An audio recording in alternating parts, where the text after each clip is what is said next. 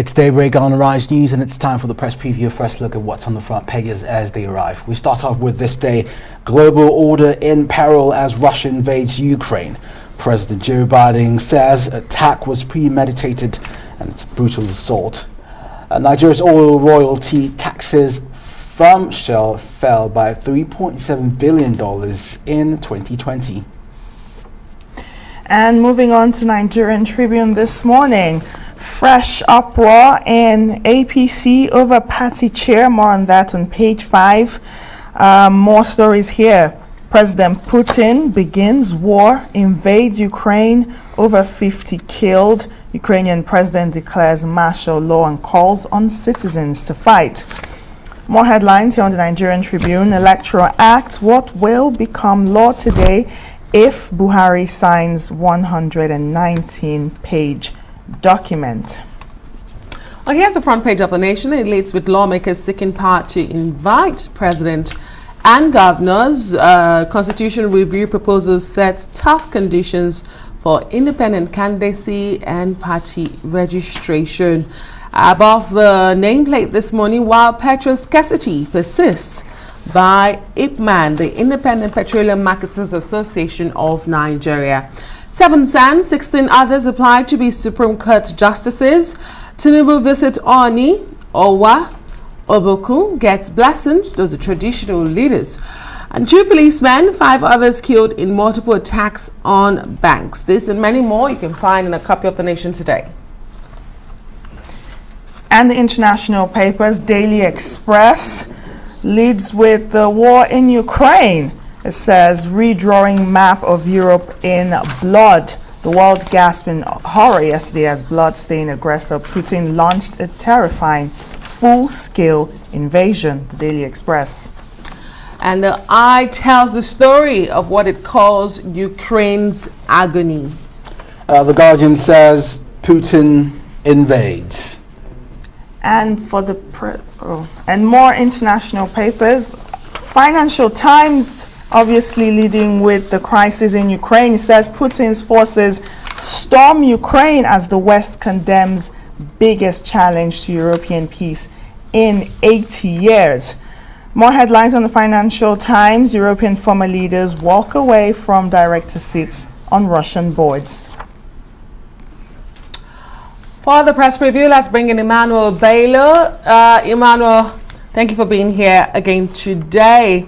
I would have said thank God it's Friday, but just remembering Ukrainians and what they're going through. Loud bombings have been heard again this morning, second day of Russian invasion, and we do know quite a number of Nigerians are also trapped in that country at the moment. But let's look at what the papers are saying about this story and some others. Starting with our sister publication, Global Order in Peril, of course, this day leading with that story. Biden attack was premeditated, brutal assault. Clinton, this was unjustified. George W. Bush, invasion unprovoked and unjustified. Johnson, our worst fears have come true. Global leaders have reacted from everywhere, and those sanctions keep coming in, Emmanuel Bello. But it does look like, despite the several warnings from the US and Western allies, it looks like the world was not prepared for what's happening in Ukraine at the moment.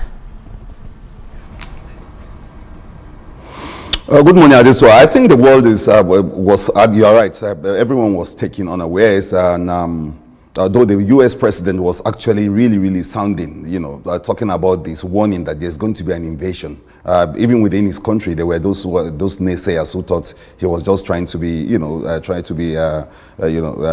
just saying what he wanted to say, maybe to distract attentions and all that. But this has been in the works, and it's like Putin has actually thought out this whole thing from the start.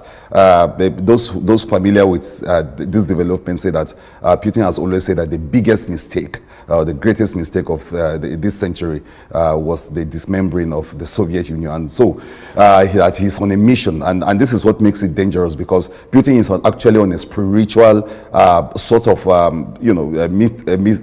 mythical kind of mission to restore the lost glory of Soviet Union. And so when people are empowered by those kind of those kind of ideas or ideals or zeal or fanatical kind of bent, there's no extent to which they will not go, because they believe that they are on some kind of mission to redress or readdress something that has gone wrong. So for him, it is the restoration of the lost glory of Soviet Union, to go back to the times when Russia used to be together, and no other bigger prize for him than Ukraine, that historically was like the epicenter or the center of that nation. So this is what the world is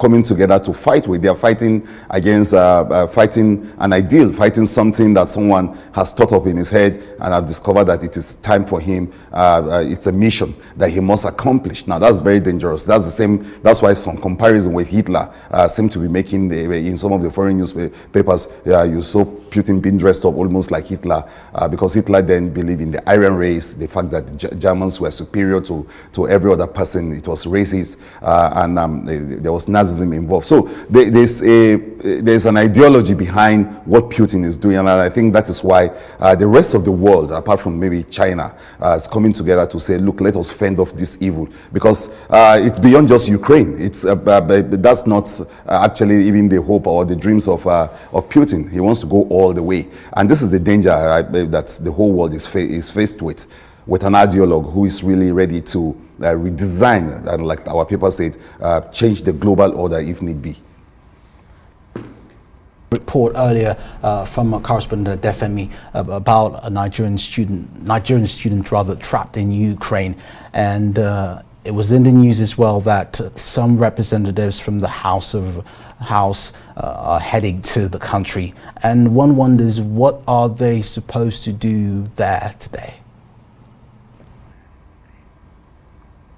Well, it's a great call.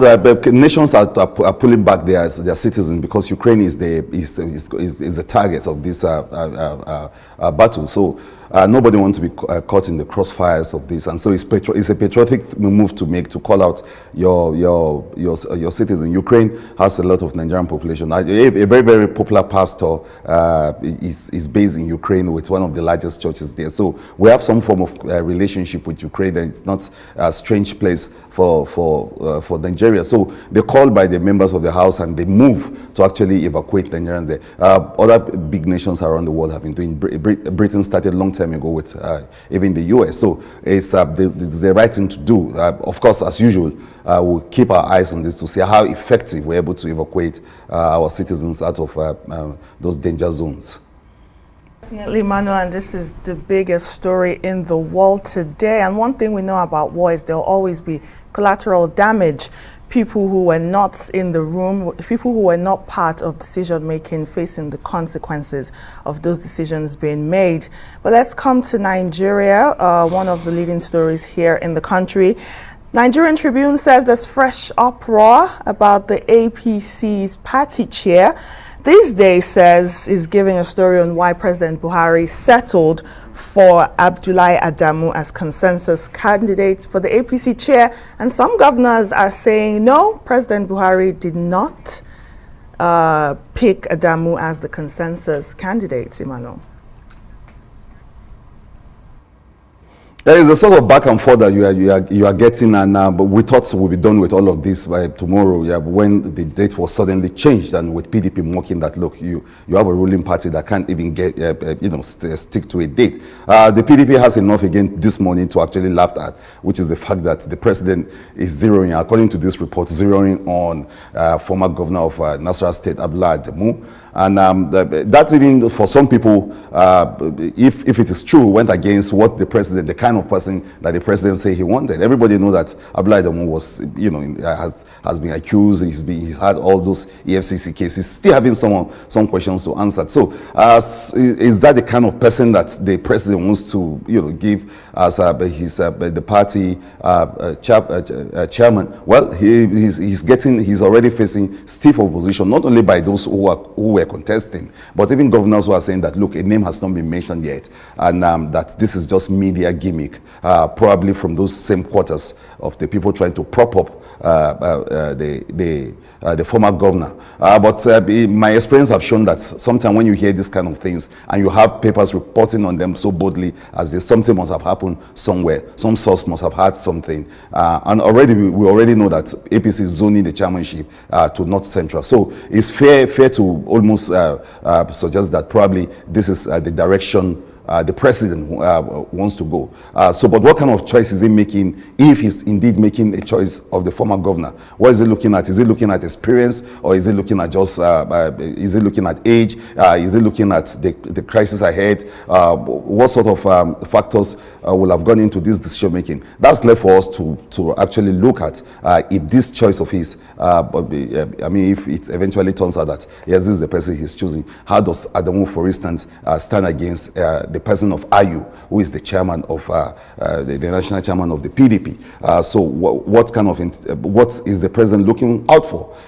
So those are the sort of questions Nigerians will be asking, and to see whether the party can actually forge ahead as we head into the transitions. Well, Emmanuel, we have restarted that countdown from tomorrow. It should have held tomorrow, but now it's next month on the 26th. Well, let's look at the front page of The Nation.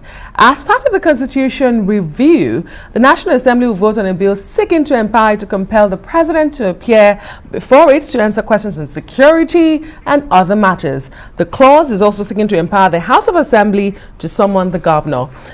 Emmanuel, does this speak to just how powerful the Nigerian president is and how governors can be very powerful? I may be wrong, but in the history of the return to democracy, I think it's just one president that has been summoned and appeared, and that will be President Olusegun Obasanjo. But again, I may be wrong, but I think that happened. So how powerful is the Nigerian president that we need a clause to ensure that he appears before the National Assembly?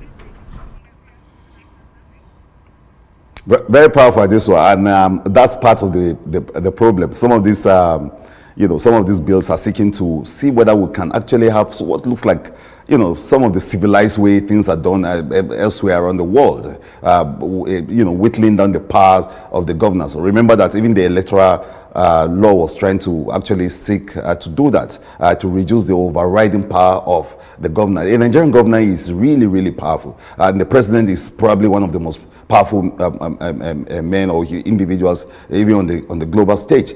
So yes, the lawmakers are seeking ways to see how they can humanize these entities and make them even, subject them to what every one of us is subject to, the fact that we can be summoned anytime. But these are people that, apart from the contentious immunity that governors enjoy, this is the only part of the world where this probably is still practiced. But elsewhere in the world, powerful people can be summoned and subject to the same law that every other person is subject to. I think lawmakers are thinking of doing that. Of course, you'll be rest assured that they will meet stiff opposition, because even the very basic thing that we tried doing the other day, which is to ensure that governors don't have undue advantages during elections with those delegates, and that has actually been toned down, where it's still a governor's show, and the president is still the most powerful person you can find. So, well, if they get through around this thing, that will help. That will help in humanizing these people, like I say, not just humanizing them, but actually making them more transparent, more accountable, more forthcoming in the kind of answers we seek from them. At the moment, it's so difficult unless a governor chose to do it, or the president wants to do it. They don't feel they are answerable to anyone. In most states of this country, the governor just does not even think that the House of Assembly is something that he should worry about. So those are the sort of things that we deepen democracy. We expand on the issue of transparency and accountability from those very, very powerful people that we elect into places. A law like this or a move like this will actually bring them down to earth. Thank you so much, Emmanuel Bello.